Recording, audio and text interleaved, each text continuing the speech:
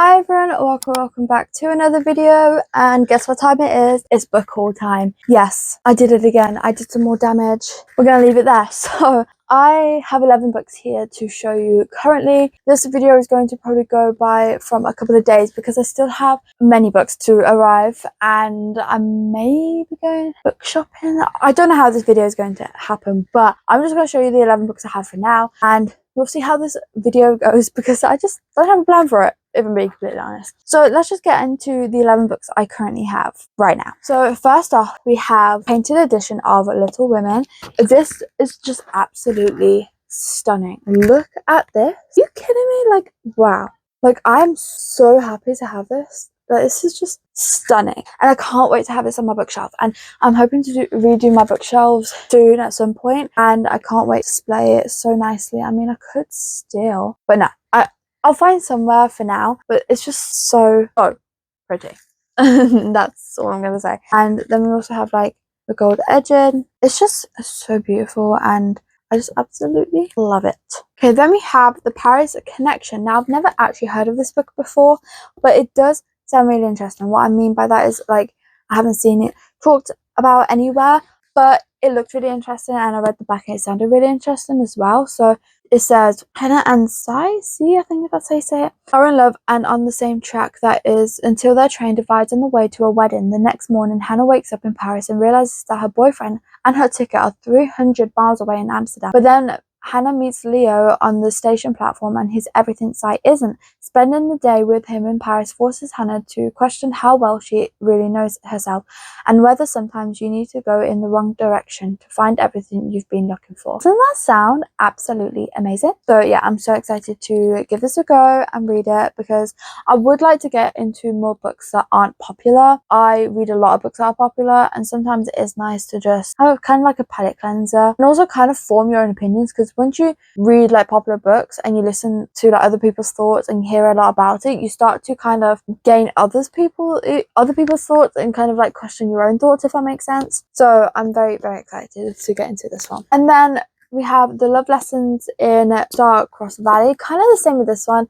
Haven't really had many reviews about it, so I'm very excited to dive into it and form my own opinions. But this one also sounded really, really interesting as well, and really good. So it says, with the recent breakdown of both her relationship and her parents' marriage, 35-year-old Maureen Barnes no longer believes in love. To give her life the shake-up it so clearly needs, she books a ticket to Canada.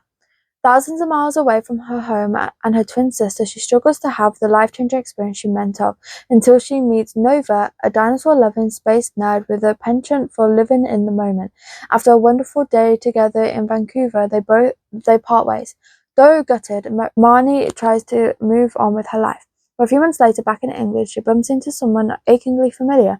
As Marnie navigates her new feelings, takes chances, and makes the first move for the first time in her life, can she regain her faith in love and find it herself? Wow. Like, that just sounds so good and so powerful, and I'm just so excited to dive on into this. And the cover is also stunning, and it's quite short as well, actually. 370 pages. Yeah, so I'm very, very excited to dive on into this one. Then we have Fable, which has actually been on my TBR for quite a while, since, I want to say, like 2020, if I'm being completely honest. I could be wrong. I'm not sure when this... Yeah, 2020. So this has been on my TBR since it came out. That's crazy. That is so sad. For Dad, it took a whole book to say goodbye. I got emotional.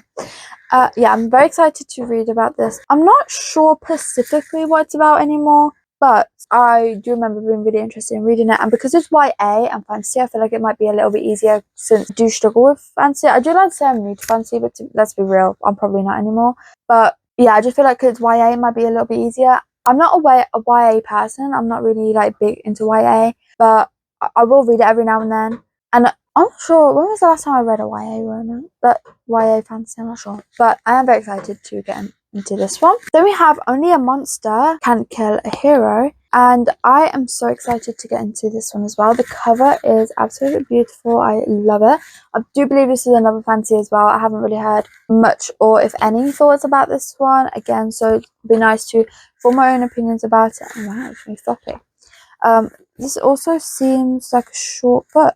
356 pages, yeah, so that should be nice and short. and I'm very excited to hop on into this one because it does look really interesting, and when I read the back it sounded interesting as well.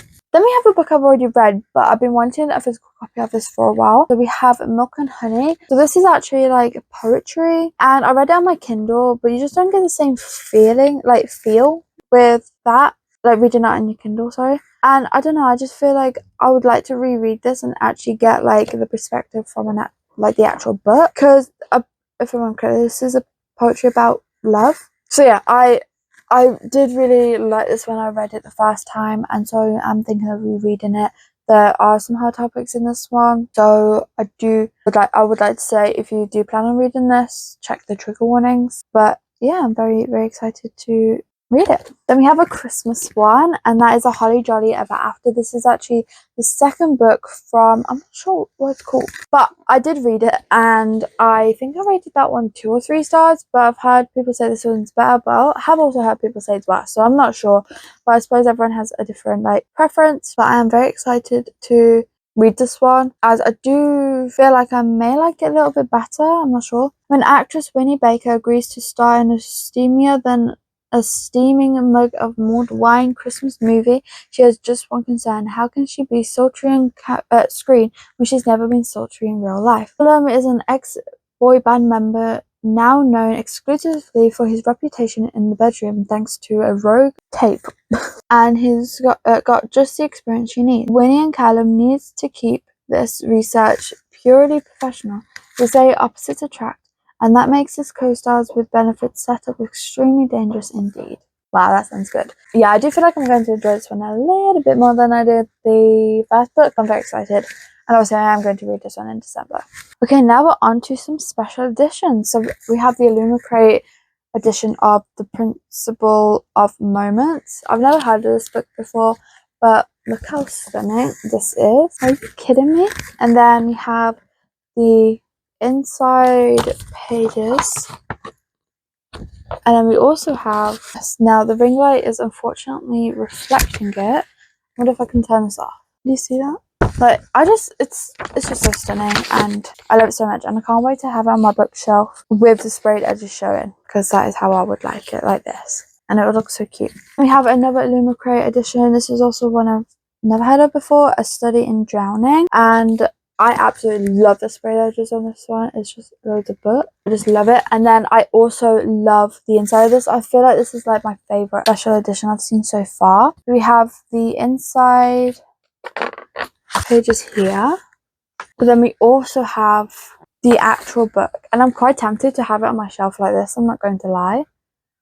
Look how stunning that is. Like I said, I'm quite tempted to have it on my shelf like this. I'm not going to lie, because I love this so much. I just can't stop looking at it. I'm not going to lie.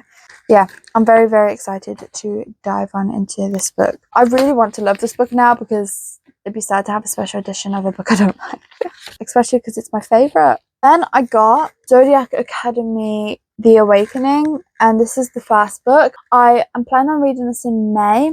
It wasn't on my TBR because I forgot to put it on there, but I'm planning on reading this in May because it's part of a read along that is going on, and I am very excited to dive on into this one. Now I'm also nervous because I've been told to grab tissues, so yeah, but I'm very excited, and this is a very long series, so I'm also quite nervous because that's like a commitment, and also nerve-wracking because it's fancy, like it's another fancy commitment, and I've almost finished the Avatar series, and now I'm going into the Throwing Glass series, and that's long. But yeah, I'm so excited for this. I'm not quite sure what the series is about, so I'm going to have to do a little bit of research, because I can't really go into fantasy blind, because I just don't understand anything. I do have to do a little bit of research, but I am still very excited. I've heard amazing things about it. And then finally, for now, we have This Vicious Grace. Her gift can save or it can kill. Sounds so good. But I've never heard of this book before, but it does sound really, really interesting. I do believe this is another fantasy as well. So we have 3 weddings, 3 funerals, or 1 more chance to save them all. That just sounds so interesting. So I'm going to read the inside. Alessa's gift from the gods is supposed to magnify a partner's magic, not kill every suitor she touches. Now, with only weeks left until a swarm of demons devours everything on her island home, Alessa is running out of time to find a partner and stop the invasion. When a powerful priest convinces the faithful that killing Alyssa is the island's only hope, even her own soldiers try to assassinate her. Desperate to survive, Alyssa hires Dante, a cynical outcast marked as a killer, to become her personal bodyguard. But as rebellion explodes outside the gates, Dante's dark secrets may be the biggest betrayal. Dante holds the key to Alyssa's survival and her heart. Is he the one person who can help her master her gift, or will he destroy her once and for all? Wow, that just sounds so good. I'm so excited to dive on into this one. It just sounds amazing. Yeah, I'm very excited to dive on into this book because it sounds so amazing, and I kind of want to read it now, but I can't. So those are all the books for now. Tell you what, I'll make another book haul video. We love the book haul video. So I will end it here. Thank you everyone so much for watching. I really hope you enjoyed, and I hope to see you all in my next one. Bye.